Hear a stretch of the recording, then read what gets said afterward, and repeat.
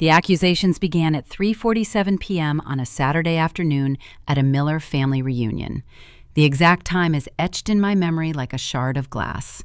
I was sitting at a picnic table in Golden Gate Park, mechanically chewing potato salad that tasted like sawdust. My entire being curled into a ball, trying to become invisible, to dissolve into the cries of seagulls and the laughter of other people's children. And then my father stood up. The sun's rays hit his graying temple as he raised his beer mug. "I want to thank everyone for coming today." His voice was pathetic and saccharine. "Family is everything. We support each other. We help each other. We are there for each other." He paused dramatically, and I physically felt his gaze, heavy and sticky, fall on me. Well, most of us are like that. As if on cue, Aunt Patricia, my godmother, picked up the thread. "Some people in this family understand the meaning of generosity, of giving." Her voice was sweet as syrup. "And some people," Uncle Mike chimed in, his little eyes boring into me like gimlets, "think only of themselves." And then Mom stood up. I knew what was coming. I knew it by heart. "I'll just say it. Our daughter Natalie has never helped anyone in this family. Not once." Each word was hammered home like a nail in my coffin. "She's selfish to the core. To the core." 43 pairs of relatives' eyes turned to me, forming a living, condemning fence. My ears began to ring. "When your cousin Jenny needed help paying the rent, where was Natalie?" Mom continued, her finger pointed at me like an accusatory finger. "When Uncle Mike's business needed a loan, where was Natalie? When your grandmother needed help with medical bills, where was Natalie?" "Nowhere," her father finished for her, and there was almost amusement in his voice. "Because Natalie doesn't care about her family. She only cares about herself." I slowly, very slowly, set the plate of that potato salad down on the table. My mouth was dry. Say a word? I couldn't. They wouldn't let me. "A complete disappointment," Mom added, her voice wavering with such skillful, years-honed dramatic intensity. "We raised her better than this." I could have defended myself. I could have screamed. I could have laid out the bitter, ugly truth about where all my money was really going, why I was living in a rented shack and eating pasta from the end of the month. But I remained silent. Instead, I reached into my bag, felt the cold casing of my phone, and texted my private investigator, David. My fingers flew across the keyboard. "David, where are you?" A reply came almost instantly. "David, in 5 minutes. FBI agents are with me." "Just in time," I texted, placing the phone on my lap. A small, barely noticeable smile crossed my lips. The first of this endless day. My cousin Sarah, always quiet and kind, leaned toward me, her face contorted in sympathy. "Natalie, are you okay?" "I'm perfectly fine," I said, so quietly that only she could hear. They're being very harsh with me. They're being honest about their feelings. I appreciate honesty. And I added, looking her straight in the eye, "But you're not selfish. You helped me with that time. Watch what happens next." A few minutes later, a man in an immaculate gray suit, his expression reserved and focused, entered the picnic area. Following him like shadows were 3 men in blue windbreakers with FBI emblazoned on the back in loud, large yellow letters. All the noise of the family gathering, laughter, arguments, the clatter of dishes, suddenly died down, replaced by a resounding, oppressive silence. David Martinez, the private investigator I'd hired 3 long, exhausting months ago, walked straight up to my table. "Miss Miller, it's me. I'm David Martinez, private investigator. We spoke on the phone. I have the final report on the financial fraud investigation you commissioned." "Fraud?" my father croaked, his confidence suddenly cracking. "What fraud?" David clicked the clasp of his leather briefcase. The sound was as loud as a gunshot. "Ms. Miller hired me to investigate systematic irregularities in her credit report. What I discovered is widespread identity theft and financial fraud." He pulled out a thick, padded folder. "Over the past 7 years, someone has opened 23 credit cards in Ms. Miller's name. The total amount of fraudulent transactions is $267,000. An FBI agent, a woman in her 40s with her chestnut-colored hair pulled back into a tight bun, stepped forward. She held up her badge. "I'm Special Agent Carol Rodriguez, FBI Financial Crimes Unit. We're working with Mr. Martinez on this matter." Her gaze, cold and professional, swept over everyone gathered. "Ms. Miller, we have warrants to execute today." My mother's face turned the color of wet asphalt. "Warrants for what?" Agent Rodriguez looked dispassionately at her notes. "For the arrest of Jenny Miller, Patricia Miller, and Michael Miller on charges of identity theft, credit card fraud, and wire fraud." A complete, utter silence fell over the park, as if all the air had suddenly been sucked out of the world. And then my cousin Jenny, the one I supposedly didn't help with her rent, suddenly stood up. "This is ridiculous! I didn't do it!" she screamed. But there was no anger in her voice. There was pure, undisguised terror. Agent Rodriguez continued, her voice clear and merciless, like a scalpel strike. "Jennifer Miller, you opened 11 credit cards using your cousin Natalie Miller's identity between 2019 and 2024. Total amount, $89,000. She held a printout in her hand. "The cards were delivered to your home address. You made purchases at stores near your home, a coffee shop, a drugstore, a boutique. Your digital footprint is extensive." Jenny's face didn't just darken, it crumbled like old plaster. Her confidence evaporated, replaced by primal fear. "Natalie, I can explain," she breathed out, but her voice was thin as gossamer. The agent turned to Aunt Patricia. She sank back into her chair. "Patricia Miller, you opened 7 credit cards in Natalie Miller's name between 2020 and 2024. Total purchase amount, $112,000. Aunt Patricia gasped as if she'd been punched in the stomach. "You used these funds to finance your son's wedding, a kitchen renovation, and a trip to Europe," the agent read each item, ringing like a death sentence. Aunt Patricia gripped the edge of the table, her knuckles white. I was going to pay the money back, honestly." Her shrill voice broke into hysteria. "Michael Miller," Rodriguez's voice reached Uncle Mike, who was trying to back away. 5 credit cards, $66,000 in purchases, mostly business expenses for your failed restaurant venture." Uncle Mike was shaking, his face covered in large beads of sweat. "Natalie," he croaked, turning to me as his last hope. "You have so much money. I didn't think you'd miss it. You're alone." Finally, I spoke. My voice, quiet from the long silence, rang out surprisingly clearly in the deathly silence. "I don't have so much money. I'm a high school teacher. I make $68,000 a year." "But you don't help anyone," my father suddenly exploded, his frown trying to find support in the old accusations. "You should have savings." "I had savings," I said, looking him straight in the eye. $180,000, accumulated over 10 years of meticulous budgeting, foregoing vacations, not buying new dresses. Now they're gone. Because for the last 2 years, I've been making minimum payments on $267,000 in credit cards that I didn't open, trying to somehow salvage my credit rating and avoid bankruptcy while I figured out who was committing fraud against me. David handed me a thick folder, as if symbolically handing me the reins of power. "The investigation took 3 months, he said loudly, so everyone could hear. Credit card applications were tracked at 3 addresses.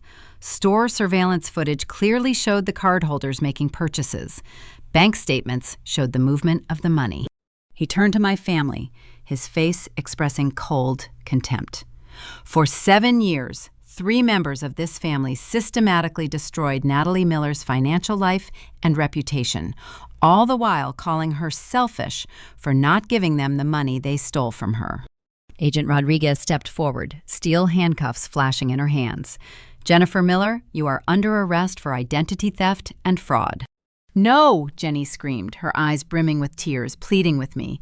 "Natalie, please, we're family." "Patricia Miller, you're under arrest," came the next words, and handcuffs snapped onto Aunt Patricia's wrists. She began sobbing, choking on her words. "I needed that money. My son, he deserved a good wedding." "Michael Miller, you're under arrest." Uncle Mike, flushed with rage and humiliation, suddenly rushed toward me. You're going to destroy an entire family over money?" His contorted face was inches from mine. 2 agents instantly grabbed his arms. As they were led away in handcuffs, the yellow letters FBI flickering in the sunlight, my father found his voice. He looked at me not with remorse, but with icy, impenetrable horror. "Natalie, what have you done?" "I was defending myself," I replied quietly, but very clearly, "from a family that robbed me blind, calling me selfish." I took a step toward that silence, that sea of shocked faces. I got my first credit card 5 years into my career. I was 29. I finally had $50,000 saved up, and I was thinking about a down payment on my own apartment. I checked my credit score to get pre-approved for a mortgage. I fell silent, feeling that punch in the gut again, that icy lump in my stomach. 592. That couldn't be true. I've never missed a payment. I've never had any card debt. I had nothing but a long paid-off student loan. I requested a full statement, and I saw 4 credit cards I'd never opened. Total balance, $47,000. My voice began to shake as memories flooded back. I called the banks. I screamed into the phone. I didn't open these accounts.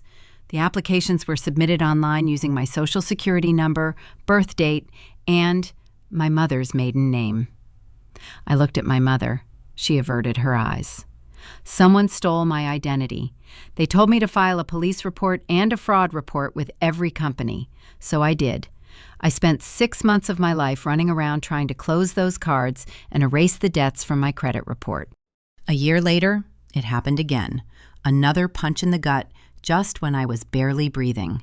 3 more cards, $38,000 in debt, hanging over my life like a black cloud. Another painful year, and now 4 new accounts, $52,000. Each time I filed applications, again and again, clawing for these debts to be removed from my report. But it always took months of grueling bureaucratic warfare. My credit score was plummeting. I couldn't buy an apartment. I was denied a car loan for a modest car when my old one broke down. I was denied a decent apartment rental because my credit score was causing landlords to panic. Meanwhile, at family gatherings, the first subtle accusations began to be heard, then louder and louder. "Natalie never helps anyone. She's so selfish with her money." Whispers behind my back. "Teachers, by the way, make good money, and she acts like she's completely broke." I tried to explain myself once. It was at Christmas dinner 3 years ago. I gathered all my courage, feeling my hands tremble under the table. "Someone's constantly opening credit cards in my name," I said, my voice hoarse. "I've had identity theft for years. It's terrible." Mom looked up at me, something akin to worry flickering in her eyes. "Do you know who's doing this?" "Not yet," I admitted, "but it has to be someone with access to my personal information."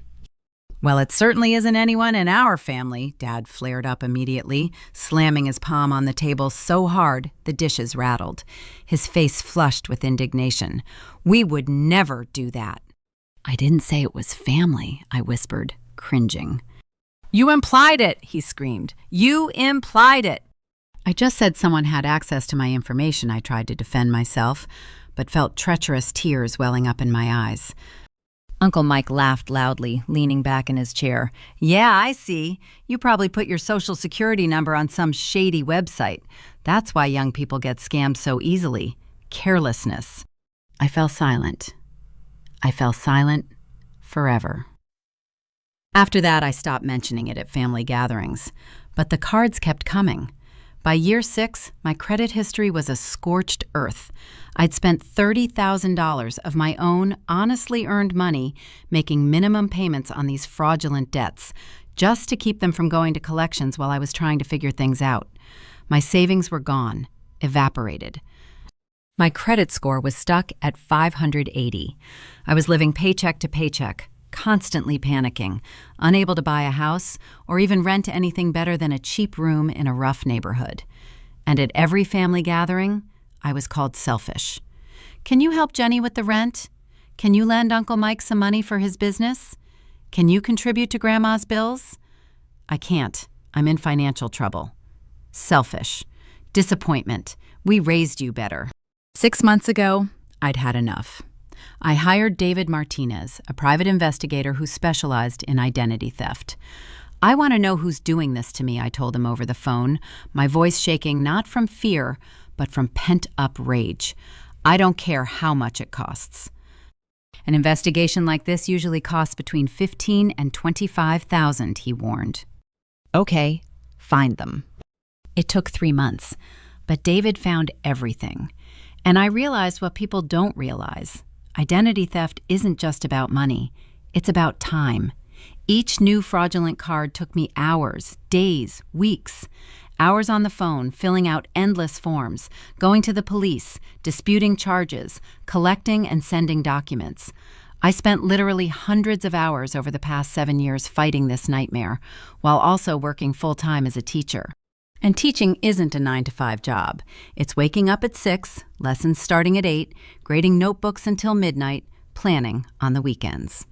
I carved out hours a week to fight cheating, and I had no life left.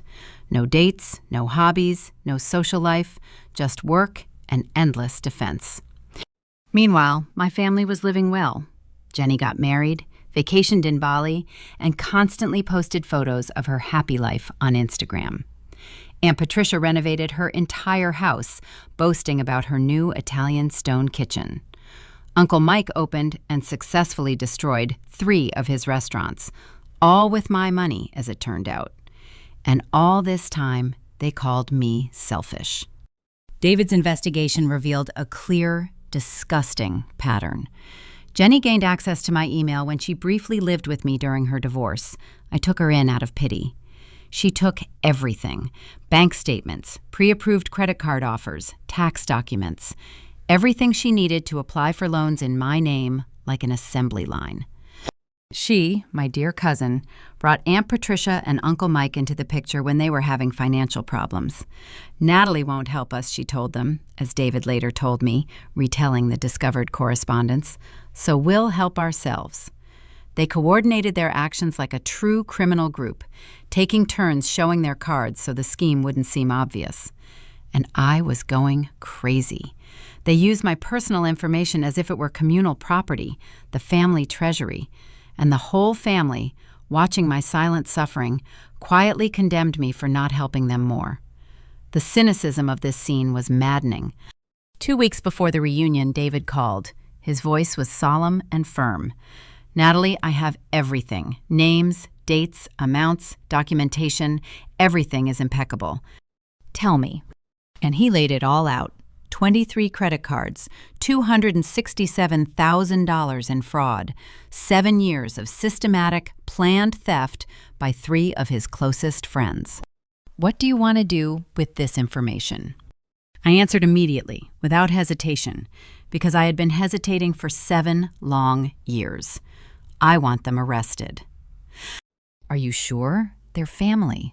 They're criminals, I said, every word burning my lips. They ruined my financial life and called me selfish. The FBI needs to get involved. Wire fraud, identity theft. These are federal crimes. Okay, call them. Natalie, he paused. Your family will hate you. They already hate me, I whispered, looking out the window at my squalid yard. They're just masking it as disappointment. David paused. When do you want it to happen? In 2 weeks, a family reunion. Can you have everything ready by then? You want me to bring the FBI agents to a family picnic, he asked, a hint of surprise in his voice. I want them arrested in front of everyone who's been calling me selfish for 7 years. It's inhumane. It's justice. 2 weeks before the meeting, I prepared meticulously. First, a meeting with Special Agent Carol Rodriguez and her team. She was a stern, unforgiving woman with a piercing gaze. They reviewed David's evidence. This is excellent investigative work, she said, closing the folder. A clear fraud scheme, multiple criminals, over $250,000. These are serious charges. What will happen to them? If convicted, they each face 5 to 10 years in prison for identity theft and fraud, plus restitution. They'll have to pay you back all your money. I just want them to stop, and for everyone to finally know what they did. A public arrest at a family gathering would certainly do that, she remarked dryly. I nodded. Second, I documented everything. I printed out copies of David's report, compiled a chronology of every fraudulent card, every charge. I calculated the total damage. $267,000 in fraudulent transactions, plus $30,000 of my own money spent on minimum payments, plus approximately 800 hours of my life, my youth, my energy, stolen by this fight. Third, I prepared myself emotionally. This was going to destroy the family. My parents, their brother and sister, would be devastated. The rest of the family would have to choose sides. But I swore to myself I'd had enough of being the villain in a story where I was really the victim. The night before the meeting, my sister called. Natalie, are you coming tomorrow? Yes. Look, Mom and Dad are really upset that you didn't help Jenny with the rent last month. I know that. Maybe you could just, apologize, make peace. They're going to bring it up anyway. Let them bring it up. You're so stubborn. I'm being honest. It's the same thing. Okay, we'll see. After Jenny, Patricia, and Mike were led away in handcuffs, the silence I'd predicted fell over the park. Deathly, oppressive. 40 relatives looked at me. Their faces were masks of shock, incomprehension, and for some, simmering anger. Some looked down, as if in shame. David Martinez cleared his throat, breaking the silence. For those interested, I have copies of the full investigative report. It documents 7 years of systematic financial fraud by 3 family members against Natalie Miller. My father finally found his voice. His face was ashen. You had family members arrested. I've been arrested by my own life for 7 years, I blurted out, my voice breaking. I arrested 3 criminals who turned out to be my relatives, your niece, your sister, your brother. They opened 23 credit cards in my name. They stole $267,000. They ruined my reputation and my future, while you all called me selfish. My mother was crying, quietly, pitifully, her face buried in her hands. How could you do this? Her voice was filled not with accusation, but with genuine horror. How could I report the crimes? I repeated her question, my chest twisting. How could I protect myself? How could I stop letting my family blindly rob me while you all condemned me for not giving them more money? We didn't know, my father shouted, his hands clenching into fists. You didn't ask, I snapped. I told you years ago I had identity theft. You brushed it off. You laughed at me. Aunt Susan, Patricia's sister, stepped forward. Her face was pale. Natalie, there has to be another way. They'll go to jail. The families. They committed federal crimes, Aunt Susan. Dozens of them. Could you, please, drop the charges? I beg you. No. Why not? Her voice rang with hysteria. Because for 7 years, I said slowly, drawing out the words so they would sink in, I paid for Jenny's lifestyle, Patricia's house renovations, and Mike's failing businesses while working 60 hours a week as a teacher. And yet, I was called selfish for not helping even more. I've had enough. My cousin Tom, Jenny's brother, suddenly boiled over like a hot kettle. His face contorted with rage. You're ruining this family. Forever. Your sister ruined my life, I screamed back, raising my voice for the first time today. I'm simply holding her accountable. She has children, he barked. What are they supposed to do while she's in prison? And what was I supposed to do while she was committing fraud, I blurted out, tears finally breaking through, hot and bitter. While she maxed out credit cards in my name? While she ruined my credit so much that I couldn't buy a house or even rent a decent apartment? You don't have children, he snapped back, as if that were his main argument. But she does. "That's no excuse for federal crimes," David retorted for me, his calm, confident bass voice drowning out the angry shrieks. "The evidence shows," he continued, addressing everyone, "that Miss Jenny Miller opened her first fraudulent card in Natalie's name 2 months before her own wedding. She used it to pay for her honeymoon in the Bahamas. Then she continued opening cards to finance her lifestyle, knowing full well it was ruining her cousin's financial future." He paused, letting the words sink in. "Patricia Miller renovated her kitchen in marble using a fraudulent card. She also paid for her vacation in Italy and her son's wedding. All the while, Natalie worked as a tutor in the evenings and on weekends to make the minimum payments on debts she didn't create. Michael Miller opened 5 cards over 18 months to finance his restaurant ventures. When they failed, he simply abandoned the debts. But the debt remained. It was tied to Natalie's name and destroyed her credit score to 580. David glanced around at the huddled relatives. These weren't mistakes or accidents. This was a planned, systematic fraud over 7 years, perpetrated by 3 people with access to personal information through family connections. My mother shook her head, as if swatting away a pesky fly. "I can't believe it. There must be some other explanation." "There is an explanation, Mom," I said wearily. "They're thieves. And you all may not have been involved, but you connived, calling me selfish when I couldn't give them money because they'd already stolen everything I had." And then Grandma Rose spoke. She was 92, and her voice, quiet but clear, cut through the general hubbub. "Natalie, honey, have you ever asked them for help?" I looked at her wrinkled, wise face. "No, Grandma." "Why?" "Because I was ashamed," I swallowed. "I thought I'd somehow failed, hadn't made it. And every time I timidly hinted at data theft, someone in this family would immediately say it was my fault, that I was careless online, that it was my own fault." Grandma Rose nodded slowly. Her elderly eyes held both sadness and understanding. "I'm sorry," she said quietly. "I'm sorry we didn't listen. I'm sorry we didn't hear." "Thank you, Grandma," I whispered. Agent Rodriguez stepped forward. "Ms. Miller, is there anything you'd like to add before we close?" I took a deep breath. "Just one thing." I stood up, feeling my knees buckle, but forced myself to straighten. "For 7 years, you all watched my struggle. From the outside, it may have been invisible, but you judged me for not supporting my family financially. You called me selfish, disappointing, cold. Not once did any of you come up to me and ask, 'Natalie, are you okay? Do you need help? Is something wrong?' You just silently, unanimously decided that the problem was me, that I was a bad daughter, a bad cousin, a bad niece." I glanced at their faces. Some looked down, others looked horrified. "Now you know the truth. The problem was never me. The problem was the 3 criminals who stole from the family, and the family that chose not to see it." I picked up my tattered bag from the ground. "I'm leaving.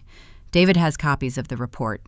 If anyone's genuinely interested in understanding what really happened and not just condemning me again, you can take them. The FBI will contact me if they need testimony from witnesses." "Natalie, wait!" My sister Melissa caught up with me at the asphalt path and grabbed my hand. Her fingers gripped my wrist with desperate force. "Where are you going?" "Home," I replied, pulling my hand away. My voice sounded hollow and tired. "To my apartment, which I can barely afford because my credit is a sieve, so I can finally start to truly rebuild my life now that this nightmare is over." "What about my family?" Tears welled in her eyes. "What happened to them now?" "They chose to believe I was selfish," I said, turning toward the park exit, "instead of at least trying to figure out why I'm having such a hard time. Their choice. Their fault." I walked away without looking back. The din behind me grew louder. Arguments, sobs, the cries of confused voices trying to comprehend the devastation that had just occurred. I continued walking, staring at the asphalt, feeling the tension of 7 years slowly begin to subside, leaving only a chilling emptiness in its wake. The first call came as I was already sitting in the car, my hands shaking as I inserted the key into the ignition. Dad flashed on the screen. Natalie, we need to talk about this. There's nothing to talk about. You can't just destroy the whole family, his voice thundered on the phone, full of the same blind anger. I didn't destroy it, I replied coldly. Jenny, Patricia, and Mike did. I simply exposed them. Can't you just drop the charges? His tone suddenly took on a pleading quality. Please. No. Why not? Because they committed federal crimes, Dad. Because they stole $267,000. Because they ruined 7 years of my life. Because they should finally face some consequences. He fell silent. Then he hissed, "But they're family. Family doesn't do that." "Criminals do," I said, and hung up. My mother called next. Her voice was choked with sobs. "Natalie, please. Patricia is my sister. She made a mistake." 23 credit cards in 7 years isn't a mistake, Mom. It's a deliberate, well-thought-out system. She was devastated. "So was I cried out, unable to contain myself. "But I didn't commit any crimes." "How can you be so cold, so heartless?" she screamed. "And how can you defend those who robbed your own daughter?" I asked quietly, and hung up. Then the messages started pouring in, like hail, like shrapnel from an exploding bomb. "Cousin Tom, you're dead to this family now." "Aunt Susan, I hope you're happy ruining lives, vindictive bitch." "Uncle Dave, we always knew you were selfish. Now you're a sadist, too." But there were others, a trickle in this flood of filth. "Sister Melissa, I'm sorry. I didn't believe you about the theft. I should have listened." "Cousin Sarah, thank you for your courage. What they did was monstrous." "Grandma Rose, come over for dinner tomorrow. We need to talk. I'll bake a pie." That night, I sat in my squalid apartment and cried. But not from grief or regret, from a wild, all-consuming relief. For 7 years, I'd been drowning, working myself to the bone, fighting ghosts, watching my crumbs of savings melt away, and all the while being branded selfish by those who literally emptied me of everything. Now it's over. The FBI has caught them. The fraud will stop. I can slowly, stone by stone, begin to rebuild my credit, my reputation, my life. But family was destroyed, probably forever. And, strangely, I realized that this was normal, acceptable, the price for the right to breathe deeply. The trial dragged on for 18 agonizing months. Jenny ultimately pleaded guilty to 11 counts of identity theft. The sentence, 4 years in prison, 3 years probation, and $89,000 in restitution plus interest.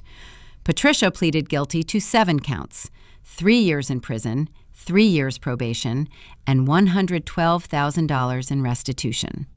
Michael went all the way, was found guilty on all counts, and received 5 years in prison, 5 years of supervised release, and $66,000 in restitution. The order spelled out the payment schedules. I'll get my money someday. Maybe in 10 years, maybe in 20. But I didn't care anymore. The money was no longer the main thing. What mattered was that truth had prevailed, that they were punished. The family split predictably. Half, those who'd been thinking, believed I'd done the right thing. The other half, those who found it more convenient to believe the old fairy tales, were convinced I'd destroyed the clan out of revenge. My parents sided with the criminals. "We don't talk anymore," my father told me for the last time. They told everyone how vindictive and cruel I was. My sister Melissa sided with me. What they did was unthinkable. You had every right to bring it to court. Grandma Rose called it the payback that was necessary for the family to come clean. I changed my phone number. I moved to a new, slightly brighter apartment in a different neighborhood. I began the slow, painstaking process of rehabilitating my financial history. 6 months after the arrests, the San Francisco Chronicle published an article. Teacher uncovers $267,000 identity theft by family members. The article detailed everything, citing court documents. 7 years of fraud, family accusations, a dramatic arrest at a picnic. The story quickly went viral. A journalist contacted me. Her final question was, "Do you have any regrets?" I was silent for a long time on the phone. "I only regret one thing," she finally said, "that I didn't hire a detective sooner. I could have stopped this years ago and saved myself a ton of time and stress. As for family relationships, I regret that my family ultimately chose the side of the criminals over the victims. But I don't regret for a second that I followed through with the criminal case. Identity theft is a serious crime, and the fact that it was committed by relatives doesn't make it any less horrific. It only makes it more vile." In that very article, my friend later told me, your mother was quoted. She told the reporter that you've always been selfish, that it's just in your character.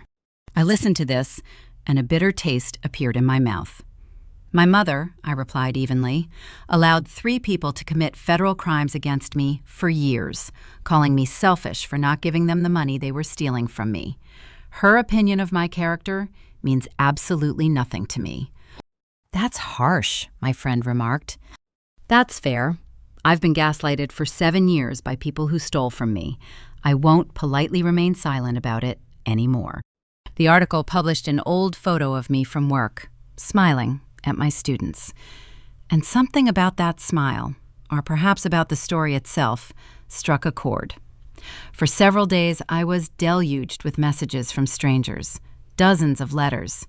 "Thank you for telling me. I also experienced family fraud, but I was afraid to speak up. After reading your story, I plucked up the courage to go to the police. You're not selfish. You're brave." These words became a balm for my feelings, wounded 7 years ago.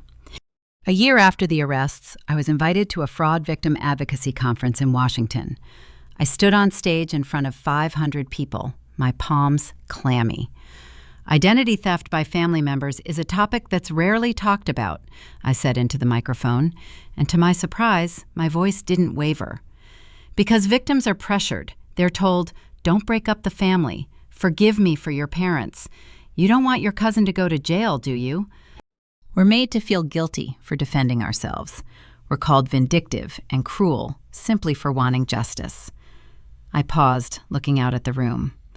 But theft is theft. Fraud is fraud. A crime doesn't become any less serious because the perpetrator is your own blood.